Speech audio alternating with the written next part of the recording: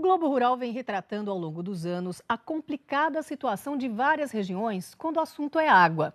Às vezes o problema é a falta de chuva, em outras o desperdício e a má distribuição. Na maioria dos casos, é tudo junto. Cristalina, em Goiás, não foge desse cenário.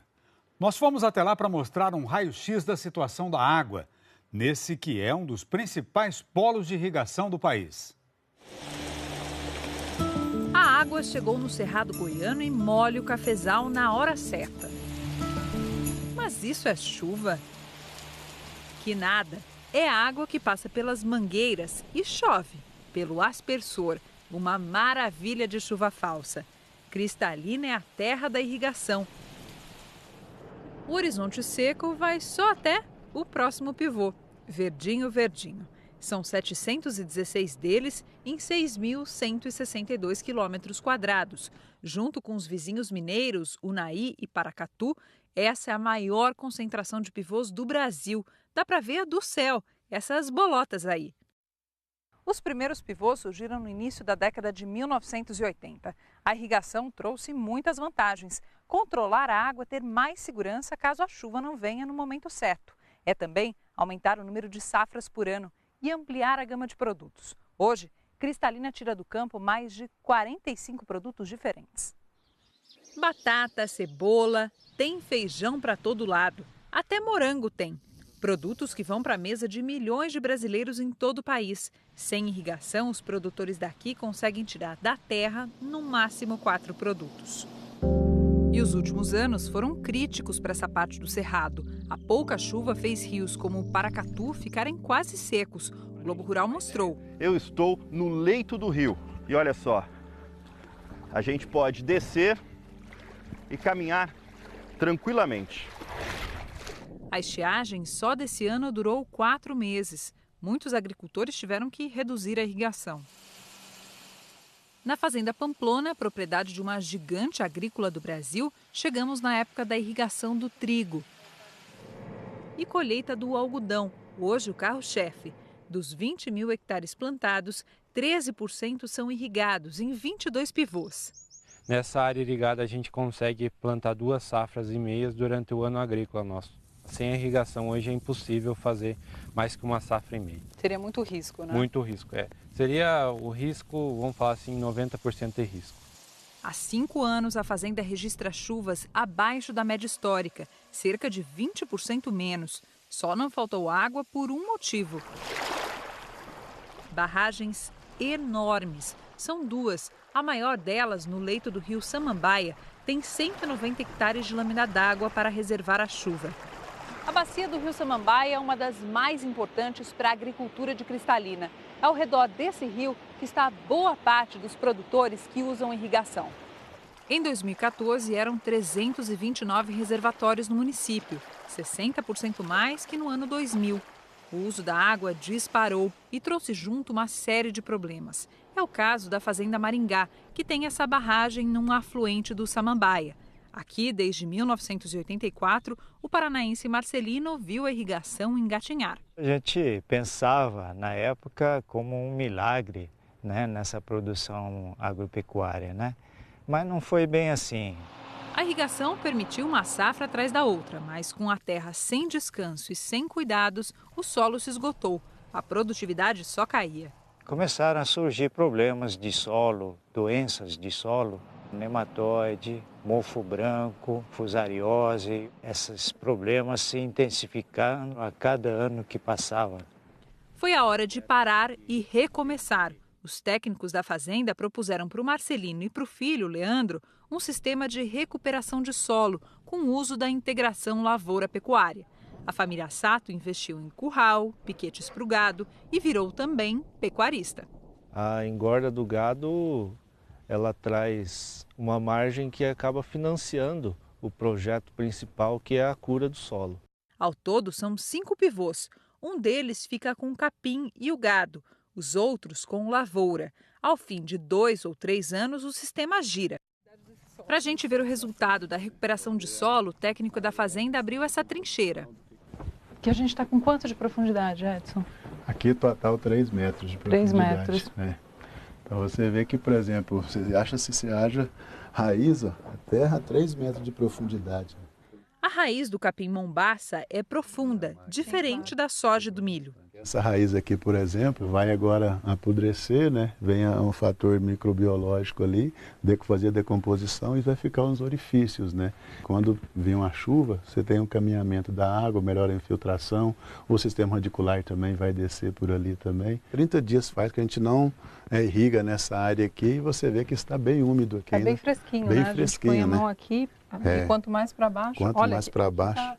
A camada fértil, essa mais escura, dobrou de tamanho com as mudanças. Com solo rico, as doenças foram controladas e o aproveitamento da água melhorou. O senhor parece alegre, Sim. contente, feliz com o resultado, né? Claro, a produtividade também mudou bastante depois do início desse trabalho. A Fazenda Maringá virou um modelo no município. Com a estabilidade ambiental, nós tivemos bons resultados, inclusive reduzindo custos e aumentando a produtividade. Então, espera-se conseguir replicar esse modelo para outras propriedades da bacia e entre outras bacias hidrográficas do município, quem sabe do estado e até mesmo em outras regiões do país. Cristalina busca soluções e tem mais gente que saiu na dianteira. A Fazenda Figueiredo tem 2.300 animais, mais de 800 em lactação, 28 mil litros de leite por dia. É muito leite e uma enormidade de água. Limpeza, 160 mil litros. Refresco para os animais, 200 mil litros. Consumo, 34 mil litros por dia. Fez a conta? 394 mil litros de água por dia. De onde vem tudo isso? A boa notícia é que boa parte vem do telhado e das ruas da propriedade. Na época úmida, a chuva é drenada para esse reservatório, que recentemente virou também uma usina solar flutuante.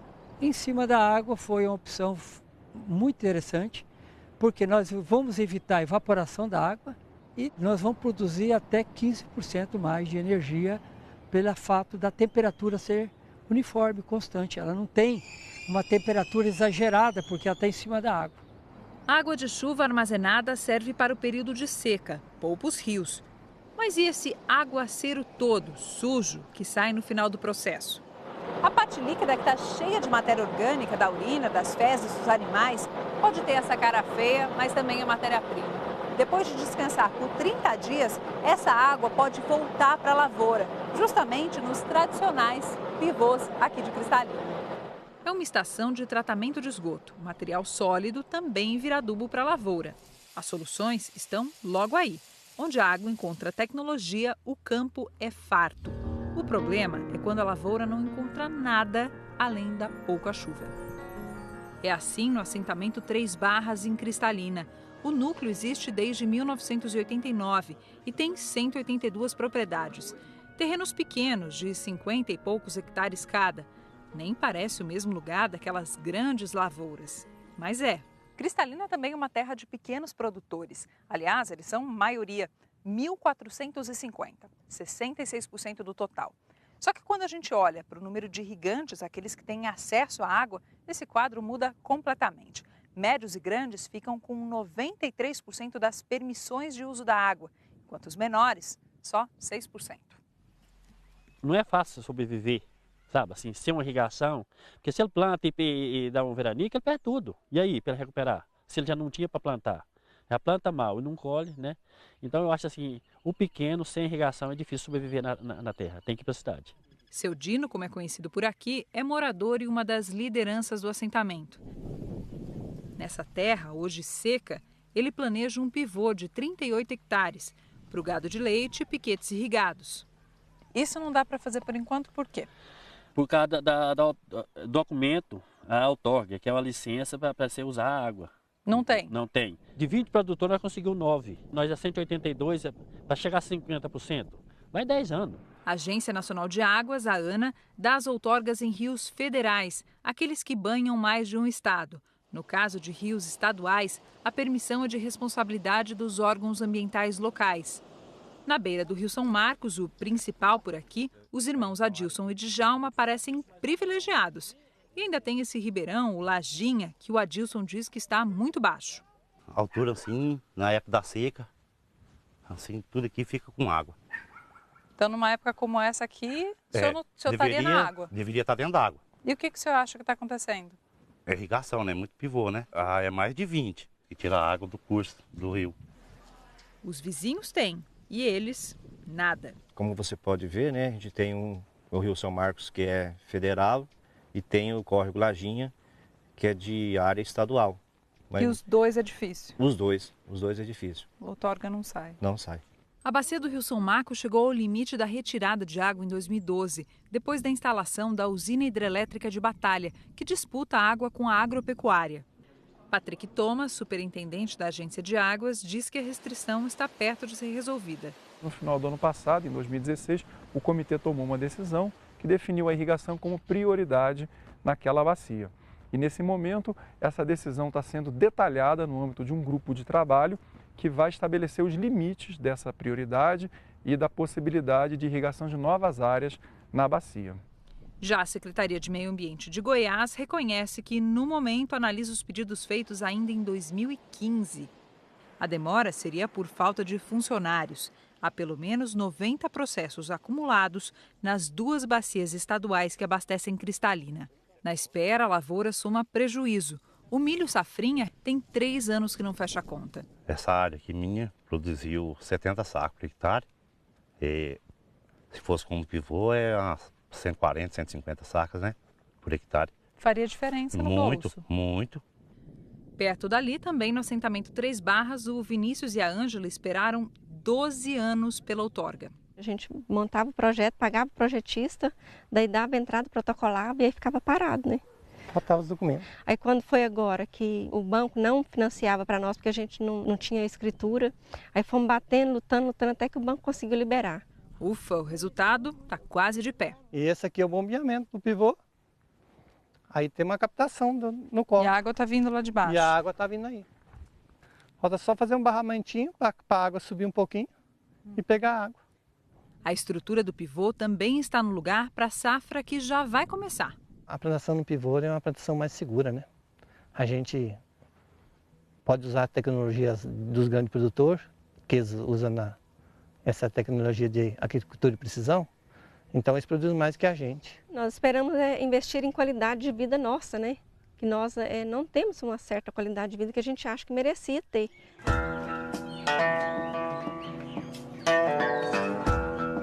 Tem que fazer a inclusão de mais gente.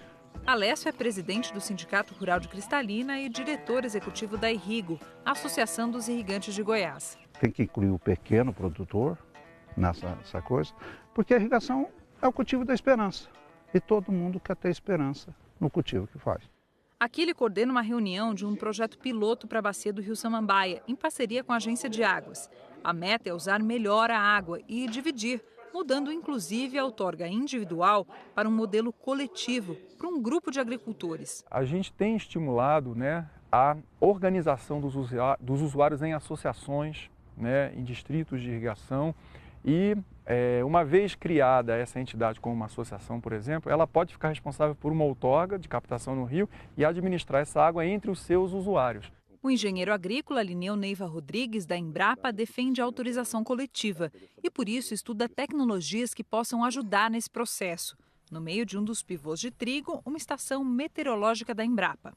Chuva, radiação solar, vento, ainda tem umidade do ar, temperatura e aí, escondidinho no trigo, um sensor que vê a quantidade de água na terra. Tudo isso junto com imagens de satélite e o resultado é um raio-x do uso da água. Muita umidade, azul. Chão seco, laranja. Dá para saber quando é preciso irrigar e quanto. Como é que seria isso? Então a gente vai acompanhar via satélite todos os produtores que estão usando irrigação na bacia e monitorando o manejo da irrigação. Quando o sistema identificou que um precisa de irrigar, ele manda uma mensagem para o celular dele. Então ele avalia e ele observa, junto comigo, tem mais 5 ou 6 precisando de irrigar. E não tem água para todo mundo. O sistema então dá uma opção ótima de irrigação, e com isso organiza essa irrigação, reduz o conflito. É isso que a gente espera. É a esperança de muita gente, inclusive do Djalma. Por que um tem 10, que é grande, a gente que é pequeno não consegue documento para um? A agricultura familiar, ela gera renda e a gente, parece que os órgãos federais, eles não dão importância para isso. a gente se sente fora daquela camada da sociedade. O projeto da Embrapa, que você viu na reportagem, ainda está em fase de coleta de dados. Deve ser concluído em 2 anos. Um bom domingo para você. Bom dia, até domingo que vem.